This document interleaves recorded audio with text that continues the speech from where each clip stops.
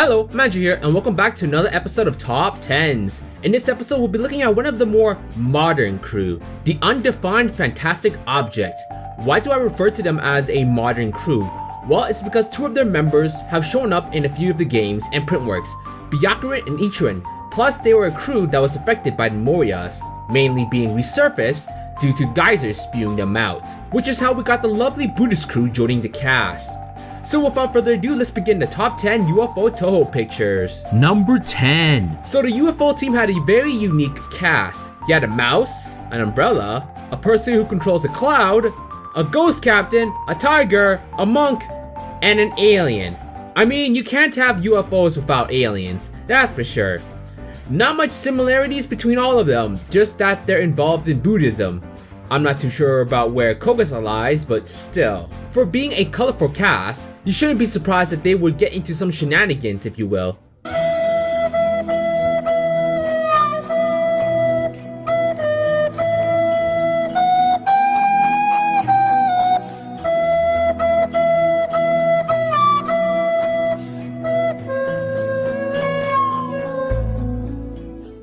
Wait a minute!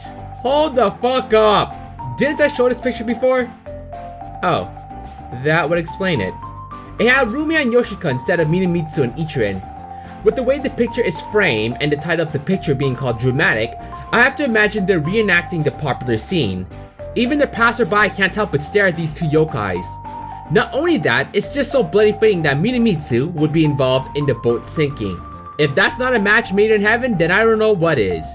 At the very least, that makes more sense than Yarormyr and Yoshika, which isn't really saying much now that I think about it. Number 9. We just showed the picture of the lovely captain that is Minamitsu, so it couldn't hurt to talk more about her. As the captain of the Palanquin ship, she guides the ship, I think.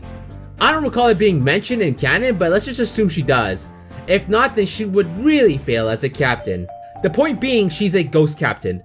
I don't know if that's a rare thing, but since we haven't fully proved ghosts' existence in our world, I'd say that's unique. With her ability to cause shipwrecks, which isn't really scary if you're not on one, I'd say you're safe, but she's also capable of drowning anyone so long as they're near water. Some examples are bathing in hot springs and sitting peacefully near a river's edge. Pretty dickish, but whatever. Her whole deal is sinking ships to begin with. So let's see what our captain is up to when she isn't sending poor saps to their doom. Not anyone can just be a captain. You need to know the ship, the sea, and build up those muscles with some nice vegetables. You can tell what Minamitsu is parodying. I mean, hell, there's an old picture I use in a similar sense, except she has to face off against Luzon, a pink cloud versus a ghost captain. That is not a sentence you'll see often, and let's hope it stays like that. Number 8. Now, this is not a subject I'm too well versed in, breakfast. You see, growing up, I mostly had milk for my breakfast. I didn't eat cereal, eggs, bacon, or the typical stuff. Just milk. I honestly don't know if that was the most healthy thing or not. The funny part is that as I grew older, I began to eat cereal more. It's probably due to me being more independent and enjoying the convenience of cereal. In fact, I eat cereal every single workday. Although it's a little different as I use a more yogurt/smoothie base instead of milk. Vanilla, Greek yogurt, strawberries, bananas, honey, blend that shit up, pour it on my almond granola cereal, and I'm good to go. I've been eating this meal for about 6 to 8 months now. A fast, easy, close to healthy meal aside from the honey. I know I went on a long tangent, so let me show you a cereal brand you might be familiar with if you eat cereal often. They're great. The Buddhist tiger didn't lie. That shit is good. Not as good as granola cereal, but it certainly hits the spot. If I saw that on a cereal box, I'm pretty confident I would have never touched any cereal after that. Number 7. I'm going to be switching my focus to Ocwen. She's a unique person as she has an ability I must say I've never heard of before and perhaps never will. Hers is using Nudo. If you're not familiar with what that means, then trust me, I don't blame you if you don't. It's just the power to use her pink cloud buddy, Luzon. Out of all the abilities in Touhou, this cloud wielding power is not as bad as you would think. If you play UFO in the fighting games, you'll see that Luzon is no laughing matter. In fact, I would say Ocwen is my second favorite character to play as it's so fun and satisfying to hit with the duo. The best comparison I would draw is like Ganon in Smash. Slow, bulky, but when she hits, oh boy, that shit gonna hurt. As awesome as it is to play her, it would appear that Ichiran had decided to get a little upgrade. I am inevitable. Now that's a power-up if I ever saw one. I don't know if Gensokyo is ready for half of his population to disappear. If Ichiran can somehow handle her new partner, if you will, things would get more interesting in Touhou, that's for sure. Number 6. Since this is a list involving the UFO girls, I obviously had to get a picture of all the girls at least once. As I was looking for the pictures and thinking of what to write for the girls, I learned something. During my research, Nazrin is the outlier of the Buddhist crew. Every girl who joined Byakuren had an important reason for doing so. Ichiran because the monk understood the human heart and acceptance of yokai. Minamitsu was due to Byakuren creating a ship exactly the one the captain drowned in. Sho was Byakuren's disciple.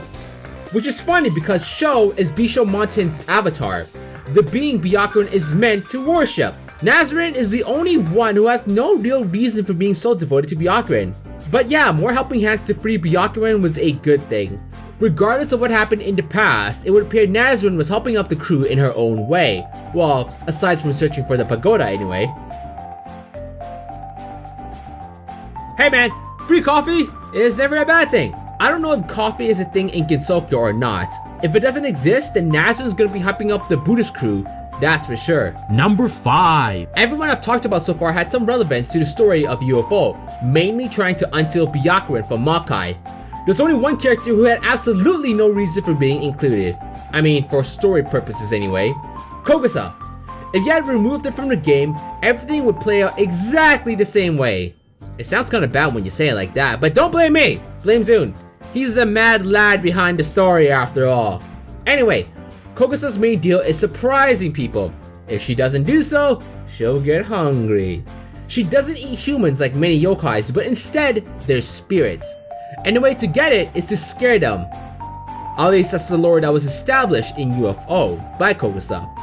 Given what we were told, this picture might help satisfy her hunger. You might be asking how the fuck will this help her out? Imagine you're outside, minding your own business, when you see this random dude holding up a girl like she was an umbrella and her panties were showing. Would you not be visually shocked? I'm confident the average person will be questioning what the fuck is going on. If that counts as a surprise for Kogusa, then there we go, problem solved. If not, well, being labeled as a pervert can't be the worst thing, I think. Number 4. We're finally gonna cover a picture involving the main story of UFO, Byakuren. I mean, when your crew is spending the entire game trying to free you from another dimension or whatever, you know you're at least a bit important. You could consider Byakuren the leader of the Buddhist movement in Gensokyo. Not only that, one of the more physically stronger characters due to her strength enhancing magic. Meaning if you fuck with Byakuren, expect a few bones or bodies to be broken. I do not want to be part of Byakuren's hit list. Not that she has one, I think. Anyway, when Byakuren isn't doing her monk/Buddhist duty at the Miyuren temple, she has an activity she likes to engage in.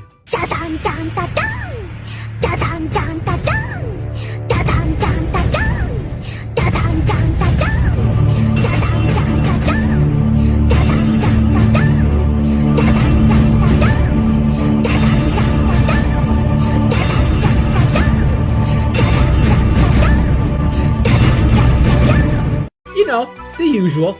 Time traveling to save a young boy so he can be the savior of the human race against an AI of maniacal human-killing machines. Just your typical Tuesday for Byakuren. When her eye starts to glow like that, that's when you should be extremely worried.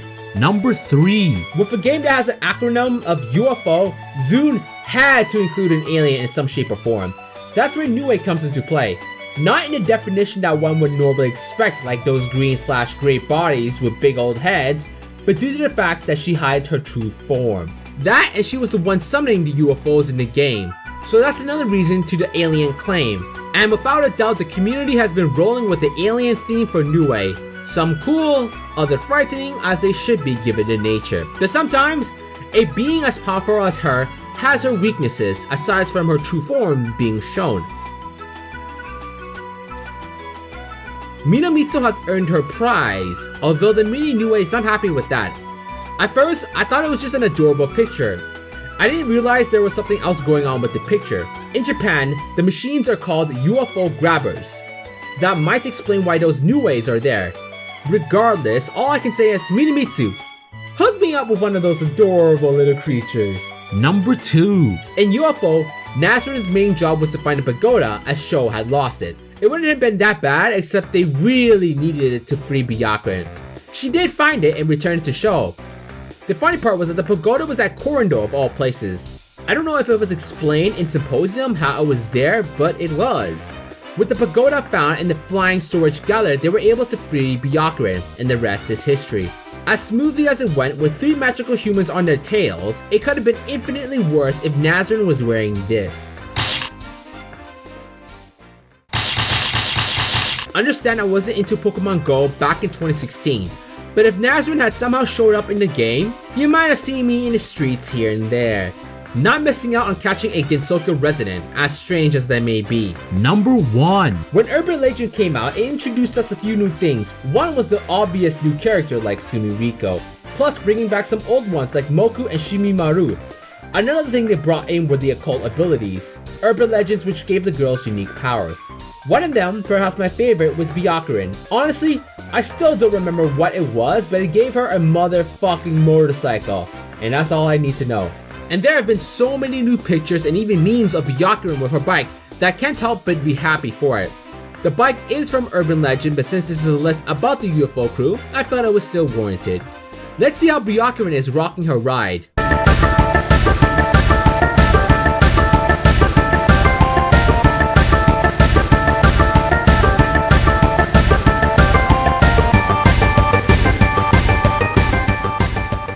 That's gotta be the slickest I've ever seen of Byakuren. As if the bike wasn't cool enough, she's riding it while wielding a fucking sword. The Buster Sword of all things.